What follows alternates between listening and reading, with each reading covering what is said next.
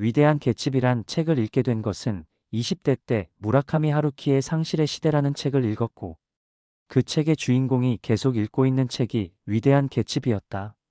자연히 상실의 시대를 읽은 후 위대한 개츠비를 읽게 되었고, 두 개의 책을 읽고 난 후 공통된 감정은 공허함이었다. 그리고 10년이 넘게 지난 지금 다시 이 책을 읽게 되었다. 개츠비는 가난 때문에 사랑하는 여자와 헤어지게 되고, 이미 결혼해버린 그녀 데이지를 다시 찾기 위하여 수단 방법을 가리지 않고 불을 축적하게 된다. 그녀의 집의 불빛이 멀리 보이는 곳에 자신의 대저택을 구매하여 날마다 엄청난 파티를 열어 수많은 사람을 초대하며 그 중에 그녀가 오지 않을까 하고 기다린다. 위대한 개츠비는 등장인물 중 닉이라는 데이지의 친척을 통해 이야기의 내용이 전개된다. 닉은 개츠비 대저택 옆 작은 집에서 거주한다. 개츠비는 닉이 데이지의 친척임을 알고 닉을 통하여 데이지를 만나고자 한다.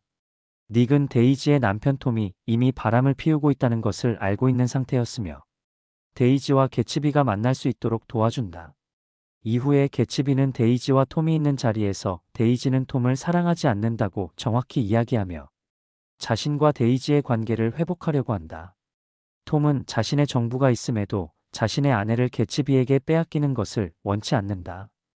감정이 혼란스러워 격해진 데이지는 개츠비와 차를 타고 과격한 운전을 하게 되고 톰은 그 뒤를 따라가게 된다. 데이지가 차를 운전 중 톰의 정부를 차로 치어 톰의 정부가 죽게 된다.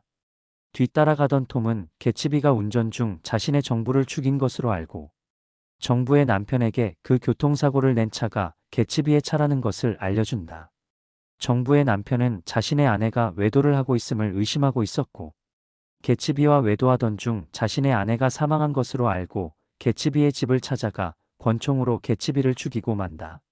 책의 마지막은 개츠비의 장례식이 열리지만 수많은 사람이 개츠비 대저택의 파티에 왔음에도 파티에 왔던 한 명과 개츠비의 재산을 탐낸 개츠비의 아버지만이 장례식에 참여했으며 데이지 또한 장례식에 오지 않았다. 마지막 장례식 부분은 상실의 시대를 읽었을 때의 감정과 같은 쓸쓸함과 공허함이다.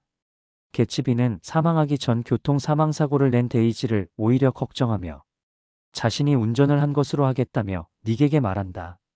닉은 그런 개츠비에게 그 인간들은 썩어 빠진 물이에요. 당신 한 사람이 그 빌어먹을 인간들을 모두 합쳐놓은 것만큼이나 훌륭합니다. 라고 이야기해준다. 책에서 오직 개츠비를 인정해주고 동정하는 사람은 닉뿐이며 마지막까지 닉은 개츠비의 장례식을 끝까지 지켜본다. 개츠비를 설명하자면 순수와 남성이다. 이 책은 남성적인 면이 강하다고 생각한다. 남성의 사랑에 대한 헌신을 보여주면서 같은 남자로서 공감대를 많이 이끌어냈다. 그리고 개츠비는 순수 그 자체라고 생각한다.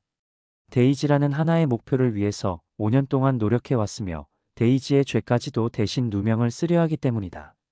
나이가 들수록 순수한 단어와 거리가 멀어지는 것을 느낄 때 안타까움을 느낀다. 사람들을 만날수록 나를 포장하게 되고 서로 억지 웃음을 지으며 맘에도 없는 말을 하게 된다. 그럴수록 혼자이고 싶다는 생각이 든다. 개츠비는 젊은 날의 열정과 순수함을 기억하게 해준다.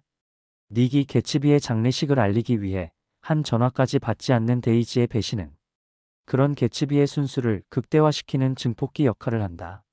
하지만 난 양옆을 가린 채 앞만 보고 달리는 경주마 같은 개츠비가 되고 싶지 않다. 차라리 개츠비의 순수함을 알아봐주는 닉이 되고 싶다.